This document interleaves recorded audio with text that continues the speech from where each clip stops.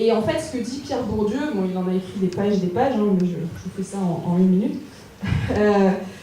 Il dit en gros que la position sociale des parents, c'est comme un héritage qu'on se trimballe toute notre vie. Et cet héritage, il va être soit valorisé ou dévalorisé par le système scolaire. Donc il va être soit un bonus, soit un malus dans le système scolaire et même sur le milieu du travail après. Et donc déjà, à la base, vous naissez avec un handicap ou un bonus à la base.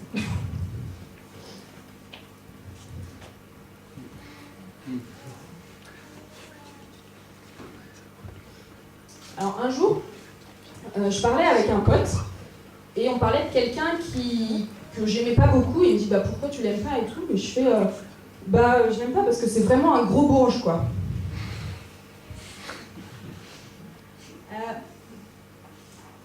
Alors l'histoire c'est que finalement, alors le premier voyage section je l'avais pas fait parce que j'avais pas les sous, mais pour l'année d'après, là on partait aux Canaries, c'était pire 1000 €.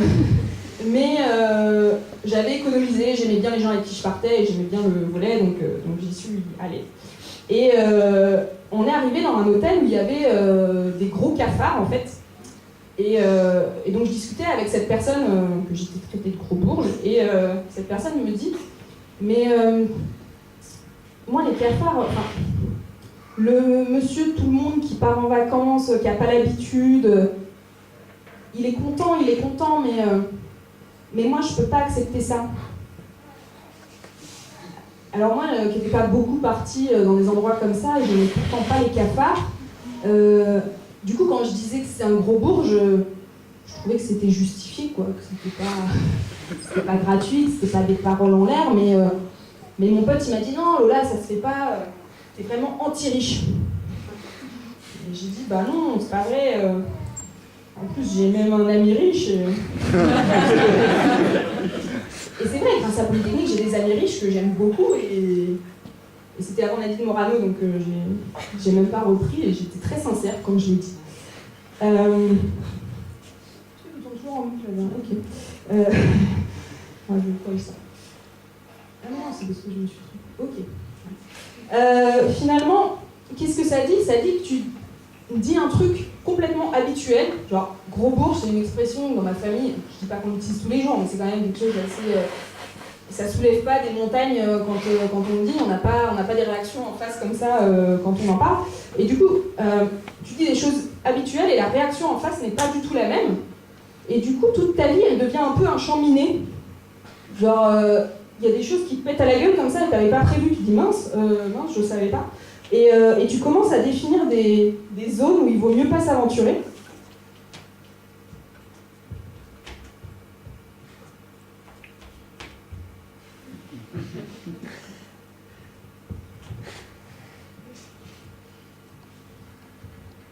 Et donc comme ça, tu te délimites des zones.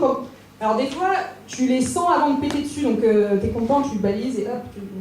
Et puis des fois, tu tombes dessus et donc du coup, tu balises pour pas retomber dessus et tu mets un petit périmètre autour pour surtout faire attention. Des fois, c'est juste un changement de vocabulaire pour exprimer les mêmes choses, mais juste il faut être au courant. Enfin, faut le savoir. Mais voilà. Donc t'es un peu en permanence sur tes gardes comme ça pour savoir où est-ce que tu mets les pieds. Alors, je pense que vous l'avez à peu près compris, moi je viens d'une famille qui a plutôt des valeurs très à gauche. D'ailleurs, pour moi, c'était presque une norme quand les gens de droite, je ne savais pas où ils étaient. On avait un président de droite, mais je ne les voyais pas autour de moi dans ma vie. Enfin, moi, je viens en fait, j'ai fait ma maternelle, primaire, collège, lycée, dans des établissements qui s'appelaient Jean Jaurès. Et mon collège et mon lycée, vu du ciel, la légende, c'est que les bâtiments, ça forme une faucille, un marteau. Donc c'est vrai que j'étais dans une certaine norme sociale, on va dire, qui faisait que, pour moi, il y a des choses qui me paraissaient normales, qui tout d'un coup, à Polytechnique, n'étaient plus les mêmes. Et moi, notamment, les mouvements lycéens auxquels j'ai participé, ils m'ont appris énormément de choses en termes juste d'organisation. Quand on est comme ça dans un mouvement social, on doit organiser des assemblées générales, on doit se demander qui prend la parole, comment on prend des décisions collectives, comment on fait pour que ce soit pas toujours le même qui prenne la parole et qui empêche les autres de parler, comment est-ce qu'un vote à 50% c'est une vraie décision, est-ce qu'il faut 70%, enfin, il y a énormément de questions sur nos fonctionnements démocratiques qui se posent et qui font énormément grandir, quoi. Mais c'est vrai que quand les adultes parlaient de ces mouvements lycéens autour de nous, ils disaient « Ah, mais ça c'est des jeunes qui comprennent rien, laissez les grands travailler et eux ils savent ce qu'il faut faire pour vous, donc retournez à l'école, quoi. » Et à force de pas trop gagner de trucs à la fin des mouvements lycéens, on a gagné des petits trucs, mais pas grand-chose, et ben j'ai commencé à me dire bah, si ça se trouve ils ont raison, moi j'y connais pas grand-chose à comment ça fonctionne le monde, donc si ça se trouve les élites savent mieux que nous, et voilà, il faut les laisser faire. Et du coup quand j'ai appris que j'allais faire de l'économie dans l'école de l'élite de la nation, je me suis dit chouette, je vais enfin comprendre le monde. Alors je ne sais pas si vous avez fait des cours d'économie ici, mais on ne comprend pas le monde grâce à ça. Enfin,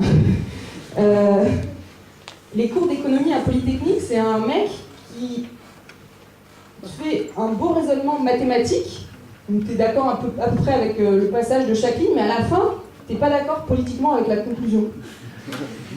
Et tu te dis merde, pourtant c'est des maths, c'est neutre. Puis en fait tu te rends compte que si tu changes juste l'hypothèse du début, enfin le cadre un petit peu d'analyse, bah tout se pète la gueule. C'est un peu comme la géométrie non euclidienne, quoi. Il suffit de changer la norme et changer le cadre. Sauf qu'il t'explique que c'est neutre et c'est de la science, et voilà. J'ai découvert beaucoup plus tard qu'il y a d'autres façons de faire de l'économie. On peut faire de l'économie de gauche, ça existe. On peut faire de l'économie où la fin de l'exercice, c'est pas nécessairement maximiser le profit de l'entreprise. Moi, j'ai fait des cours d'économie environnementale où, alors, tu avais une entreprise qui avait des problèmes avec une rivière, où il y avait des déchets, machin et tout, mais à la fin, tu as fait toutes tes équations, à la fin, c'est toujours maximiser le profit de l'entreprise, quoi qu'il arrive. Et ça, bah, ça agit forcément sur ta conception de l'économie et tout ça, quoi. Et tout ça pour dire que ça ne me dérange pas d'avoir de l'économie de droite en cours, juste il faut qu'on me le dise et qu'on me le présente pas comme un truc neutre et comme la vérité absolue, quoi. Parce que si j'avais été en accord politiquement avec ça, je me serais dit, bah super, la science valide mes opinions politiques, donc j'ai raison. Et donc c'est bien ça qu'il faut faire pour que la France aille mieux, etc. Et l'économie, c'est l'endroit où ça se voit le plus, mais en fait, tous nos parcours, tous nos cours sont faits pour techniciser complètement toutes les problématiques. Moi, j'ai fait un parcours environnement et tout est vu en termes de coûts, de flux, de disponibilité. Et tout est...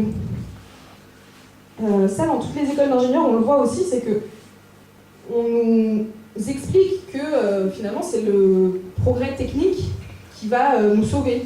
Quand on nous parle d'environnement, quand on nous parle de... en gros, les ingénieurs, c'est eux qui ont les cartes en main pour sauver la planète, pour résoudre toutes les crises. Alors que c'est vraiment une croyance, hein. Cette croyance en le progrès technique, c'est pas du tout quelque chose... Il n'y a aucun scientifique qui a, qui a démontré que le progrès technique va nous sauver, hein. C'est une croyance pure et simple.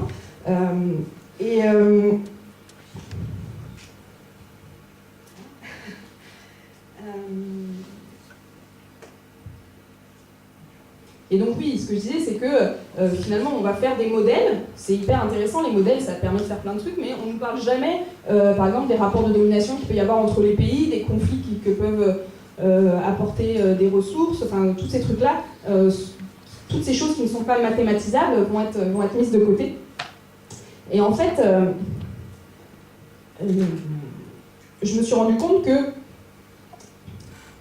on nous parle beaucoup d'innovation, on nous parle beaucoup de créativité, etc. Mais tout ça, c'est tant que ça reste dans un certain cadre dans lequel on n'a pas le droit de sortir. Et ce cadre, c'est le monde actuel. Le monde, voilà, on est dans un monde qui est capitaliste. Donc, je ne vais pas refaire toute la théorie du capitalisme, mais comme je cite le mot, en gros, l'idée... j'ai du mal, je vais m'y remettre. l'idée c'est que, alors il y a plusieurs façons de le définir, mais en gros, soit vous dites le capitalisme, c'est l'idée c'est que les moyens de production n'appartiennent pas nécessairement aux travailleurs eux-mêmes et qu'il y a des personnes qui peuvent détenir les moyens de production et faire travailler d'autres personnes avec ça. Ou alors, c'est aussi l'idée qu'il y a certaines personnes qui peuvent accumuler un nombre infini de richesses. Donc c'est un peu ces grandes bases sur lesquelles notre système économique actuel est basé. Et c'est une base sur lesquelles sont fondés nos enseignements sans jamais l'évoquer. Et en fait, prendre le système comme ça comme base, pour des gens qui en plus auront des responsabilités plus tard hautes dans la société, c'est assez dangereux parce que ça veut dire qu'on leur met dans la tête qu'on ne peut pas changer, qu'on ne peut pas remettre en cause ces bases et ce système-là. Et si j'avais pas été en désaccord, moi, avec tout ça, peut-être que je l'aurais jamais remis en question, donc j'aurais juste continué. Par exemple, je me rappelle d'un dossier que je devais rendre en économie de l'entreprise, et je devais rendre un dossier sur une grande entreprise de l'étage française, une grande multinationale. Et moi, ce que je savais de cette entreprise, c'est qu'elle avait des impacts assez désastreux sur l'agriculture française, sur notamment les paysans qu'elle payait n'importe comment, etc. Mais si je suivais la grille qu'on m'avait donnée en cours, il n'y avait aucun endroit où je pouvais mettre cette information dans ma copie, en fait. Si je faisais l'analyse économique telle qu'on me l'avait demandé, cette information ne rentrait pas, ne faisait pas partie de l'analyse. Alors du coup, j'ai respecté la grille. J'ai fait les forces, les faiblesses de l'entreprise, j'ai fait les possibilités d'intégration horizontale, verticale, les opportunités, les menaces, etc. Et j'ai fait un truc qui finalement valorisait énormément l'entreprise, alors que je pensais vraiment que c'était un truc assez catastrophique, quoi. Mais la grille d'analyse qu'on nous a donnée ne nous permettait pas d'être critique vis-à-vis de cette entreprise. Et en fait, ce qu'on ne nous apprend pas en école d'ingénieur, ou même dans le système scolaire en général, c'est à questionner la question et à remettre en cause les cadres et à nous poser la question de pourquoi on nous demande ça, pourquoi on nous dit d'y répondre de cette manière. Et puis même quand on a l'initiative d'être un peu innovant et de proposer des choses un peu alternatives, par exemple, on nous demande de faire un stage en entreprise et en deuxième année, un peu de découverte de l'entreprise, et moi je me suis dit, je vais aller faire un truc un peu innovant, justement, ça va leur plaire. Quoique c'est pas tellement innovant, c'est juste qu'ils ne connaissent pas, c'est d'aller faire un stage en société coopérative. Donc c'est pas très innovant, ça existe depuis longtemps, mais voilà. Et donc je fais ma soutenance de stage et le mec qui est en face de moi me dit mais non, mais votre modèle là, ça ne fonctionne pas. Je dis si, j'y étais. Il dit non, ça peut pas fonctionner. Alors, l'entreprise existe toujours, j'ai fait mon stage, c'était en 2012, donc ça fonctionne, enfin, je sais pas ce que ça veut dire, ça fonctionne pas, mais en tout cas, moi je savais pas comment lui répondre, le mec ne veut pas admettre que juste je témoigne que le truc existe, parce que ça sort trop de ces schémas de pensée, quoi. Alors l'idéologie dominante, elle se présente, c'est un peu comme une norme sociale, elle se présente comme neutre, comme naturelle, et elle est plus perçue comme une idéologie.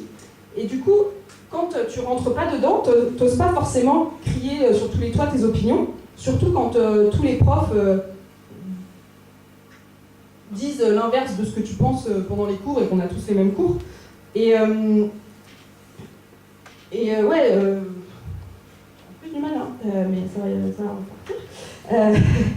Et moi, qui n'étais pas forcément hyper à l'aise avec l'argumentation, tout ça, j'avais un petit peu peur, si je me retrouvais dans un débat politique, de décrédibiliser mes arguments parce que j'étais pas assez douée pour aller jusqu'au bout et tout ça. Et donc du coup, il y a tout un tas de choses que je me suis un peu interdite d'utiliser, notamment, il y a un mot, si vous voulez pas être catégorisé comme gauchiste, on ne prononce pas le mot capitalisme.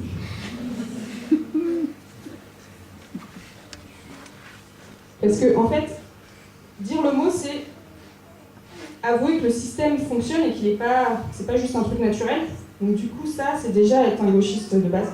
Et donc, du coup, il y a tout. Après, je vous en mets un pour le côté schématique et on modélise. mais il y a tout un tas d'autres trucs qu'il faut faire attention. Moi, par exemple, je me suis très vite rendu compte que le mot gréviste, c'était pas considéré comme quelque chose de positif dans les discussions. Alors que moi, mon grand-père, c'était un syndicaliste des ouvriers métallurgistes à la CGT, tout ça. Pour moi, la grève, c'est quelque chose qui dit que les gens, ils sont debout, ils ont envie de changer le monde, ils sont réveillés, quoi. C'est le signe que la démocratie fonctionne et qu'il y a des gens qui sont encore là pour faire des choses. Donc moi, je trouve ça assez chouette. Mais je me suis rendu compte qu'il valait mieux éviter... Enfin, en tout cas, si on voulait pas partir dans un débat où tu as 10 personnes contre toi et où tu sais plus trop quoi répondre, il valait mieux éviter ce type de mots. Et en fait, je me suis rendu compte beaucoup plus tard qu'on était vachement à faire cette technique et qu'on était vachement plus de gauchistes que je pensais, juste comme tout le monde faisait cette technique. C'est le principe de l'idéologie dominante, elle fait croire à tout le monde qu'ils sont tout seuls. Et en fait, on est vachement plus à être un peu critique, mais juste, on ne s'est jamais repéré parce qu'on n'a jamais dit. Et là, je vous explique tout ça de manière hyper simple et tout ça, mais ce qui était difficile à ce moment-là, c'est que tout ça, c'était pas explicite.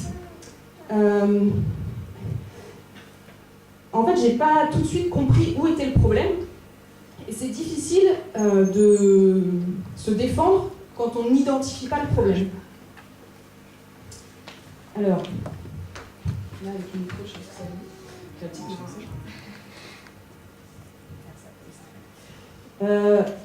Ça, je l'ai appris assez tôt.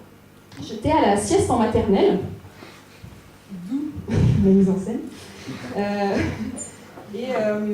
Donc j'étais à la sieste en maternelle et tout d'un coup, je mets ma main dans ma culotte et puis je savais pas ce que je faisais, mais j'aimais bien.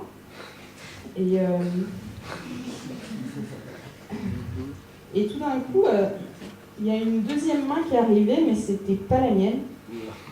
Et je savais pas ce qu'elle faisait là, je savais qu'une chose, c'est que j'aimais pas ça du tout et que j'avais très envie qu'elle s'en aille. Du coup, j'ai fermé les yeux très fort et je me suis dit, j'ai très envie qu'elle s'en aille, j'ai très envie qu'elle s'en aille. J'avais 3 ans et elle a fini par partir. Et j'en ai jamais parlé à mes parents parce que, en fait, je savais pas que c'était interdit. Je savais juste que j'aimais pas ça, et quand on est enfant, il y a des choses qu'on n'aime pas et qui sont pas interdites. Moi, j'aime pas le camembert, mais ça n'a jamais été interdit. Donc c'est pour ça que je dis formuler les problèmes, mettre des mots. C'est la première base pour commencer à se défendre, pour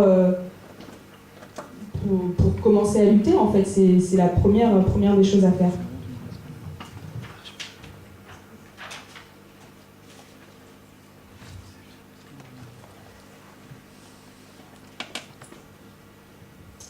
Et ce qu'il y a, c'est que même quand on identifie le problème, c'est pas encore gagné. Hein, c'est la première base, c'est d'identifier, de poser des mots, mais c'est pas nécessairement gagné. Moi, par exemple, mon éducation, elle m'a quand même pas mal armée contre le sexisme. Enfin, j'avais pas des militants féministes dans la famille, mais quand même, il y avait une certaine déconstruction, on va dire. Et pourtant, ça m'a pas empêché d'être confrontée à ces problématiques-là. Le sexisme le plus décomplexé que j'ai pu voir, enfin, j'ai pas tout vu dans ma vie, hein, je dis pas que c'est là que c'est le pire, mais j'ai dû attendre d'être dans l'école de l'élite de la nation pour pouvoir le subir. Décomplexé au sens même pas caché, quoi. Plus dans ce sens-là, pas forcément le plus violent, mais en tout cas le décomplexé. Et en plus, c'était de la part des gens qui s'appelaient notre formation humaine et militaire. J'ai réduit un peu la partie sur l'armée parce que c'est trop facile, on sait que l'armée c'est hyper sexiste et c'est très problématique, mais juste pour donner un petit exemple, en stage militaire, il y avait une femme chef de section qui réunit les filles de sa section et qui leur dit « Je vous ai vu vous balader en pyjama de votre chambre à la douche, faut pas faire ça parce que vos chefs de section, c'est pas comme vos copains, si vous les excitez, eux ils iront jusqu'au bout. » Donc, tu as une chef de section qui t'explique que tes chefs de section sont potentiellement des violeurs, mais qu'en plus, s'ils te violent, ce sera de ta faute. Après, en termes de formation humaine, effectivement, c'est comme ça que ça fonctionne dans la vie après, mais on peut espérer un petit peu mieux de la part d'une école comme ça, quoi. Et le truc, c'est que si elle le disait, c'est parce qu'elle savait comment le système fonctionnait et qu'elle avait parfaitement intégré la manière dont ça fonctionnait et comment il fallait se défendre en tant que femme dans ce milieu-là, quoi. Et voilà, et ça c'est qu'un petit exemple parmi tant d'autres, d'histoires de harcèlement sexuel pendant les stages militaires, de blagues, de remarques. Moi, même en situation d'évaluation, moi, pendant une soutenance de stage, on m'a demandé mais si les femmes font plus les tâches ménagères, est-ce que c'est pas parce qu'elles y trouvent satisfaction? Alors, je sais pas, mais quand tu prépares ta soutenance, tu imagines les questions qu'on peut te poser, mais celle-ci, je l'avais pas envisagée, j'avoue que... Et puis en plus, t'es face à un évaluateur, quelqu'un qui va te mettre une note. Donc, est-ce que c'est le moment de faire un discours féministe, si tu veux une bonne note? Du coup, tu regardes l'autre évaluateur, tu dis est-ce qu'il va réagir? Non, bon, très bien. Donc, on s'en sort comme on peut, mais c'est vrai qu'en situation d'évaluation, bah, t'as pas intérêt à trop dire ton opinion, quoi. Et puis, pendant la formation militaire initiale, il y a quelque chose qui se fait dans l'armée qu'on nous apprend aussi, c'est on nous apprend des chants militaires, parce que voilà, quand on marche au pas, par exemple, ça donne le rythme, c'est une certaine tradition. Il y a ma nièce qui parle au fond, c'est ça? Elle est bavarde, hein, ça peut durer 20 minutes comme ça. Et donc on nous apprend des chants qui sont relatifs en général à l'histoire de la France, des chants qui sont chantés dans l'armée. Et moi, mon chant de section, c'était un chant de l'armée coloniale. C'est nous, les descendants des régiments d'Afrique, les chasseurs, les spahis, les goumiers, gardiens et défenseurs d'empires magnifiques, sous l'avant-soleil chevauchant sans répit nos fiers coursiers, toujours prêts à servir, à vaincre ou à mourir. Nos cœurs se sont unis pour la patrie, la trompette, au garde à vous, sonnez, sonnez à l'étendard, et que fièrement dans le ciel montent nos trois couleurs. Le souffle de la France anime la fanfare, et met à chacun un peu d'air du pays au fond du cœur. C'est notre volonté de vaincre ou de lutter, de consacrer nos vies à la patrie, la piste est difficile et toujours nous appelle par les monts pelés de Taza, de Xartsouk, de Midelt, l'élan de Bournazel vers le Tafilalet. Sur l'ex-Ouralier plantera fièrement nos trois couleurs. Ensemble, nous referons gaiement flotter nos étendards et suivrons partout hardiment l'éclat de nos trois couleurs. Ensemble, nous reprendrons demain le chemin du départ et pour le pays serons prêts à lutter sans nulle peur. Soldats toujours devant, toujours la tête haute, nous serons présents sous la pluie, dans le vent en avant.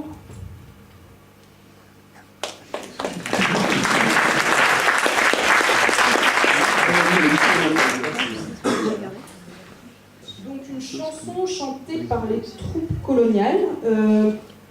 On nous a jamais expliqué l'histoire de ce chant quand on nous l'a appris. J'entendais juste parler d'Afrique et d'armée française. Je me disais que ça sentait pas très bon, mais j'ai dû aller voir un peu sur internet en rentrant ce que c'était. Donc c'est un chant qui était chanté par l'armée coloniale. Alors je rappelle que la colonisation, c'est des pays comme la France qui vont exploiter des territoires et des peuples sous des justifications racistes, quoi. C'est quand même quelque chose... nous, on chante ça gaiement pendant notre formation humaine, quoi, quand on marche au pas pour nous donner le rythme. Et puis pour finir un petit peu sur l'armée,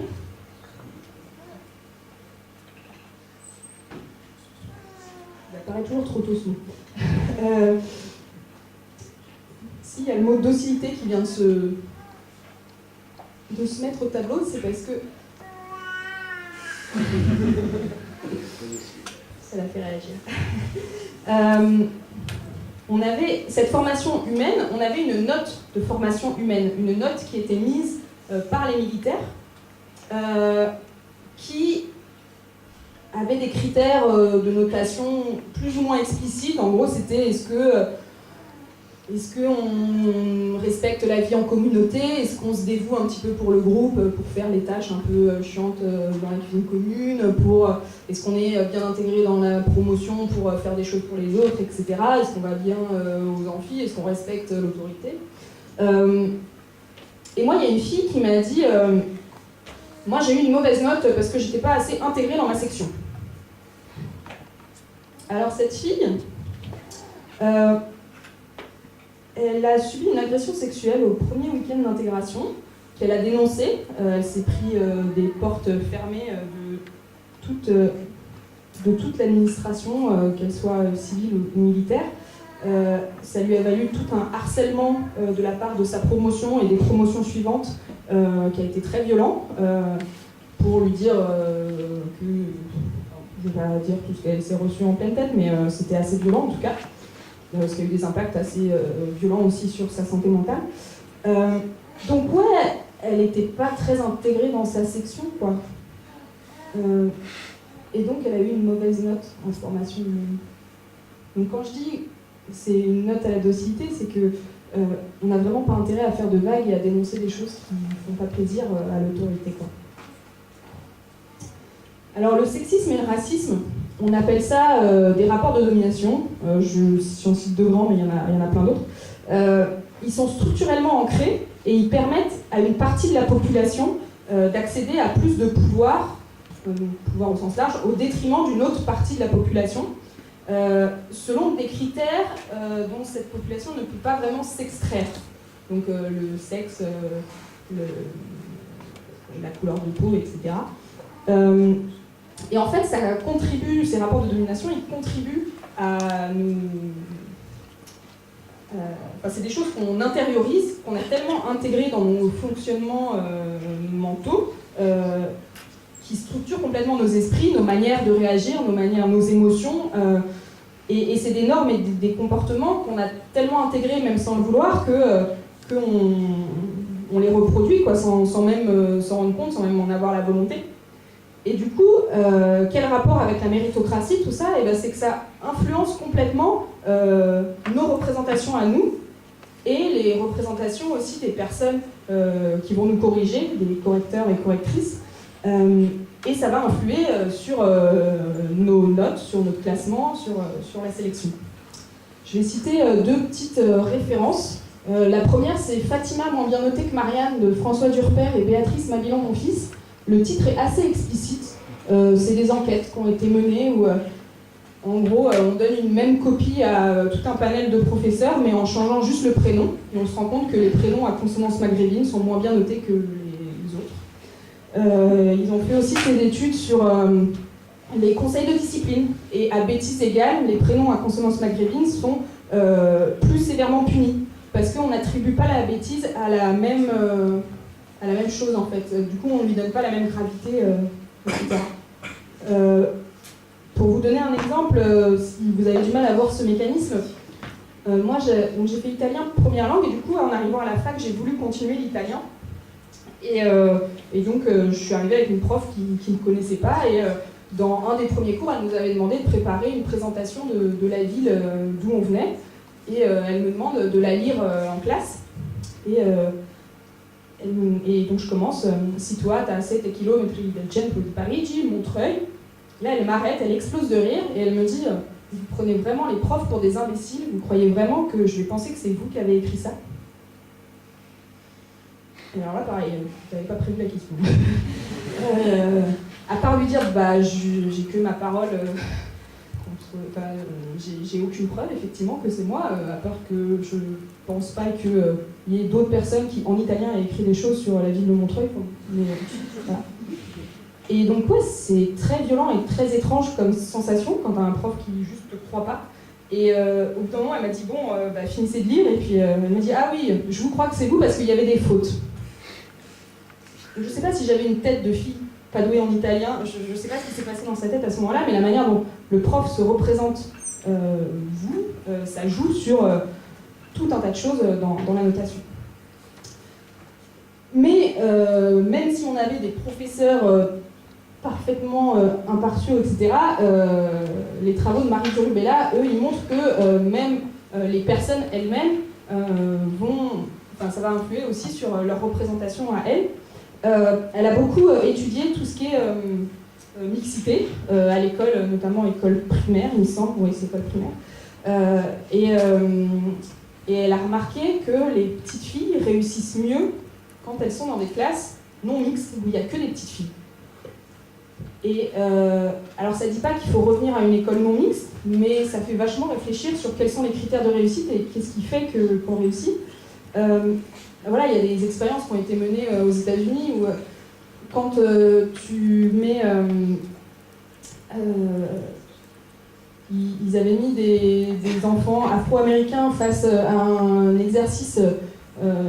c'était un exercice... C'était le même exercice et il était présenté à un moment juste comme un jeu ou alors comme un test d'intelligence. Ben, ils réussissent vachement mieux quand c'est présenté comme un jeu que quand c'est écrit test d'intelligence. Pareil sur les filles pour les mathématiques, quand il y a écrit dessin, elles réussissent mieux quand il y a écrit géométrie. Donc voilà, pour dire qu'il y a les représentations et la manière dont on se dit qu'on va réussir ou pas jouent énormément sur la réussite. Donc du coup c'est difficile de dire qu'on sélectionne au mérite dans cette histoire-là et au travail, quoi.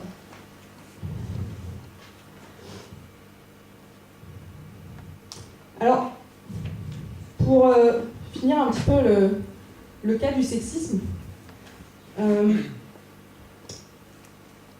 l'armée, il y a beaucoup de sexisme, on le sait, voilà, on pourrait en faire une conf de 4 heures à lui seul, mais il n'y en avait pas que au niveau de nos encadrants. Dans ma promotion, quand je suis arrivée, je me suis très vite rendu compte que j'avais cette étiquette de fille collée sur la figure.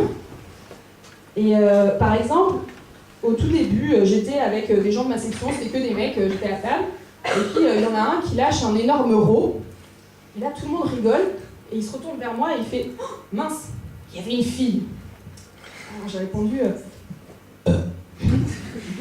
et j'ai dit « Non, mais vous inquiétez pas, je suis comme vous, moi je suis un vrai bonhomme, considérez-moi comme un de vos potes, et je suis pas une vraie gonzesse, donc voilà. » Et du coup, ils m'ont considéré comme un de leurs potes, parce que je suis pas une vraie gonzesse.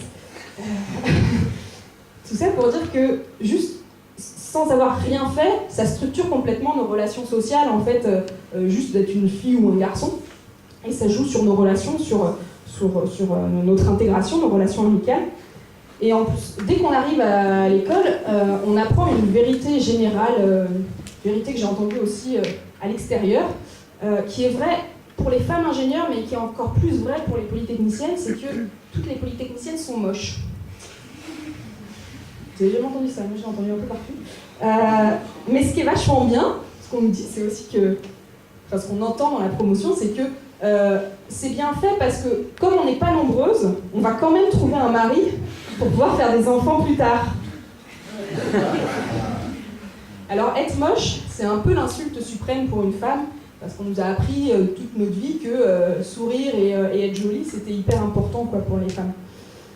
Et alors, on pourrait se dire, on a dit qu'on était moche, ok, bon, du coup, on nous laisse tranquille. Non. Quand on arrive, en tout cas, à mon époque, je suis arrivée moi, je suis promotion 2010, donc je suis arrivée en 2010. Quand on arrivait sur le campus, il y avait la promotion d'avant qui mettait en place un site internet où il y avait aléatoirement 2 photos de filles qui apparaissaient des filles de ma promotion qui apparaissaient sur le site, et tu pouvais cliquer sur celle que tu trouvais la plus jolie. Et aléatoirement, comme ça, à la fin, ça donnait un classement entier de toutes les filles de ma promotion. Et alors moi, bien sûr, ils sont gentils, ils vont publier que les 10 premières. Enfin, ça n'excuse rien, bien sûr, c'est juste qu'ils sont pas aussi hard que ce qu'ils pourraient l'être, mais c'est tout. Mais moi, je trouvais pas ça normal et j'ai commencé à essayer de tâter un peu le terrain autour, parce que tout le monde trouvait ça normal, un peu rigolo, voire oh, c'est un peu abusé, mais ça va, c'est drôle, on est entre nous, voilà.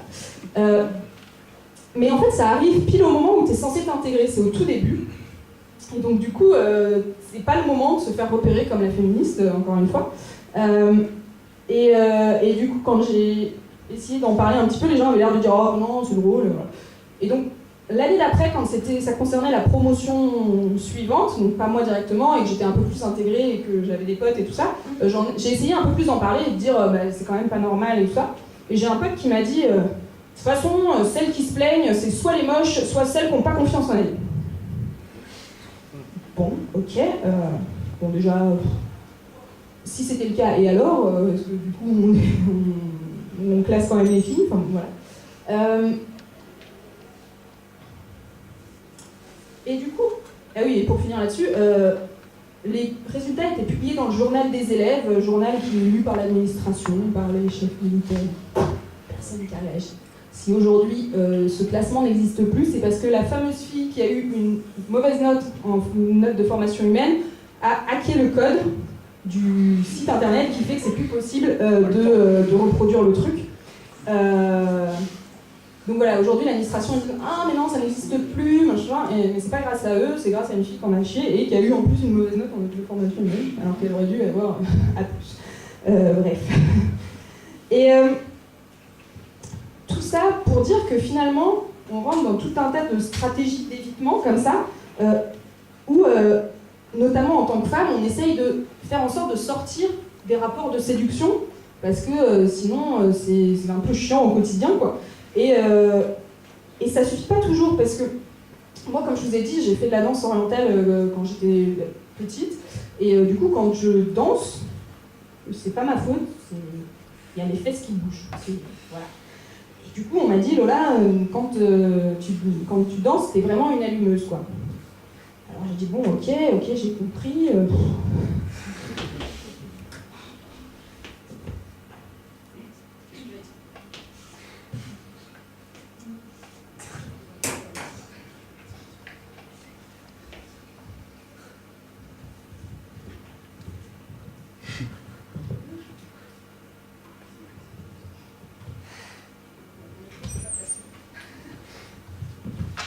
Donc là, ouais, il faut faire attention à tout ce qui peut être considéré comme un signe que t'as pas fait, mais que quelqu'un pourrait croire que t'as fait et qui pourrait être de la séduction et voilà, donc tu fais un peu attention à tout et ça va, plus t'es vigilant sur plein de choses. Hein. Je sais pas si vous avez remarqué, t'as des lumières qui s'allument un peu en permanence dans ta tête.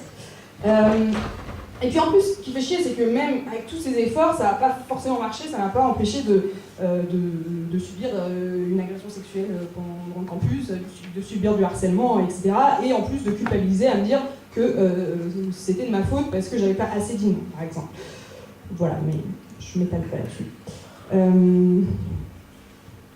Donc ouais, il y a tout un tas de traditions sexistes, la communication pour les événements est très souvent sexiste, et du coup moi, quand j'ai dû faire de la communication pour mon événement, j'étais présidente de la semaine du développement durable, et là j'ai fait la même chose que tout le monde, parce que c'était comme ça que ça se faisait. Donc le clip de présentation de la semaine, alors c'était SDDX, ça faisait Semaine du développement durable à l'X, et l'X c'est le petit nom de Polytechnique. Et du coup, nous, on avait fait un clip où c'était cadré entre là et là, une fille qui déboutonnait son chemisier, il y avait écrit SDDX, Semaine du décolleté de l'X, point d'interrogation.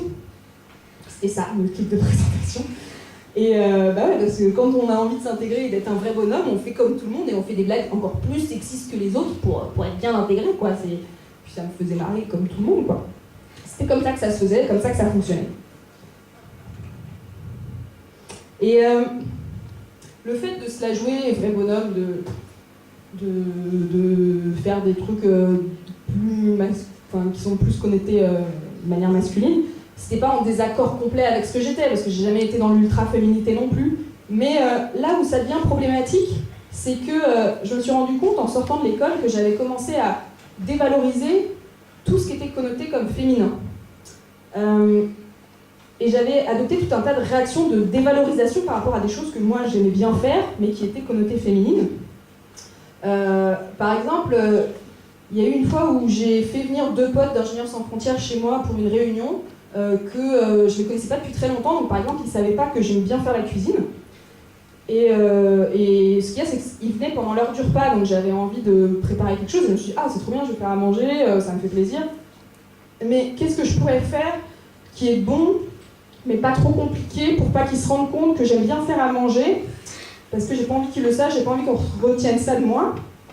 Donc j'ai fait quelque chose, et puis ils sont arrivés, ils ont fait « Oh, Lola, c'est trop bon, t'es trop une bonne cuisinière !» Et j'étais dégoûtée.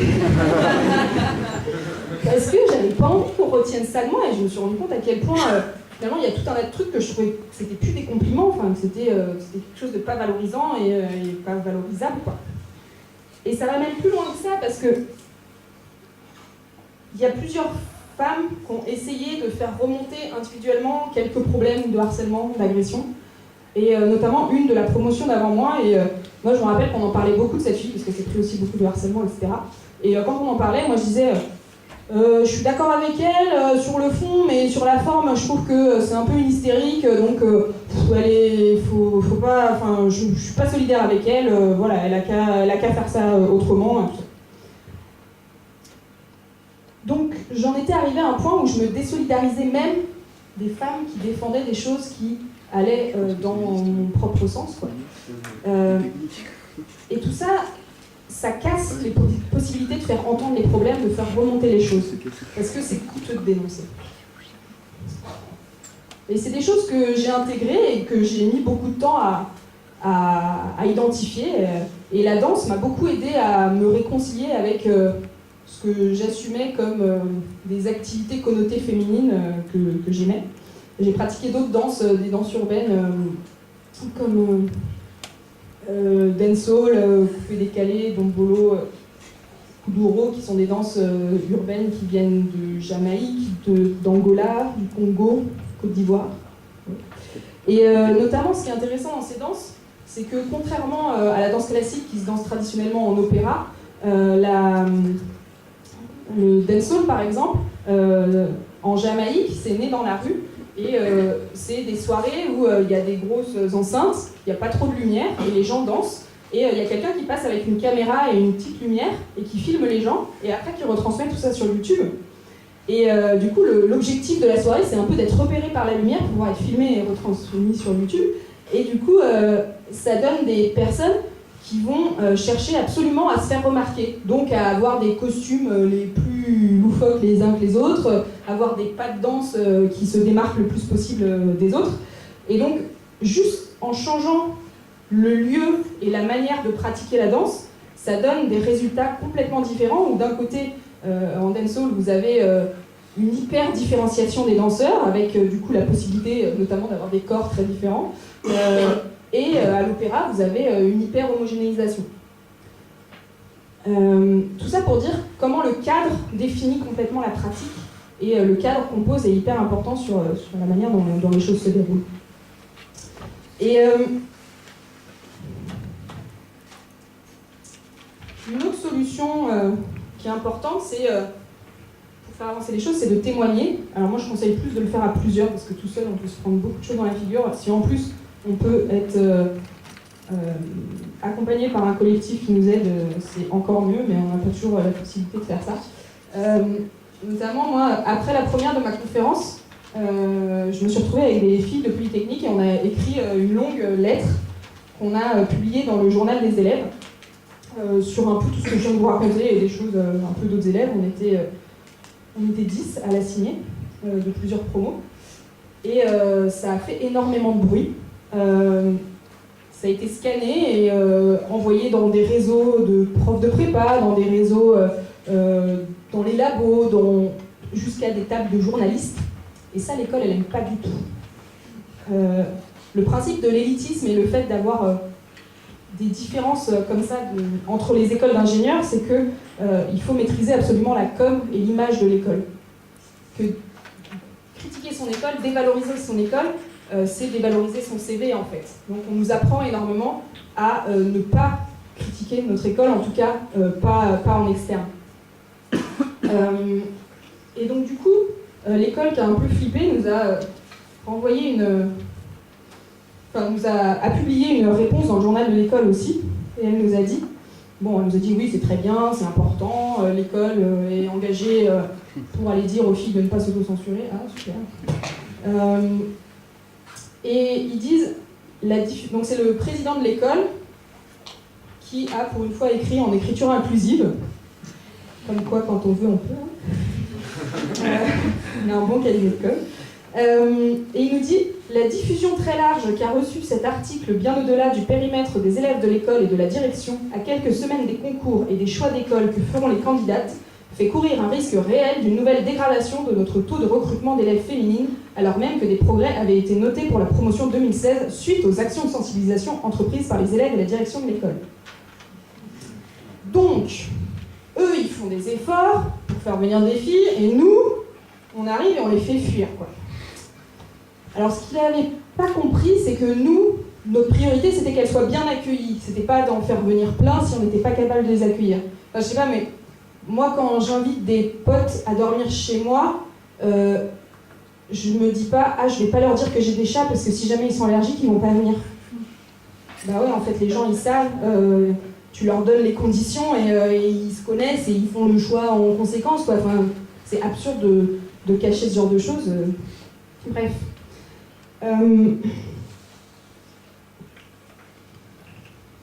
Ce que nous a permis ce truc-là, quand même, déjà, on avait la belle fenêtre d'opportunité nationale de tous les débats qui ont émergé, qui a fait que ça a pris encore plus d'importance. Mais du coup, on a pu repérer des alliés en interne, notamment des gens au conseil d'administration, notamment une personne qui travaille sur la mixité au sein de l'école, un militaire aussi, qui se sont dit il faut qu'on fasse des choses pour changer tout ça. Et avec le bruit qu'on a maintenu, parce que du coup il y a eu un article dans Mediapart, il y a eu quelques trucs qui sont sortis, du coup l'école les a un peu laissés faire, mais pas surtout quand même.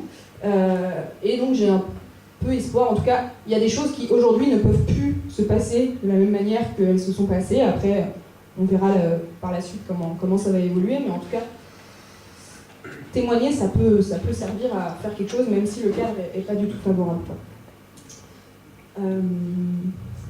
Ah oui, et pour la petite anecdote, le militaire en question, il était très, très à l'écoute, il avait très envie de changer les choses sur le sexisme et tout ça.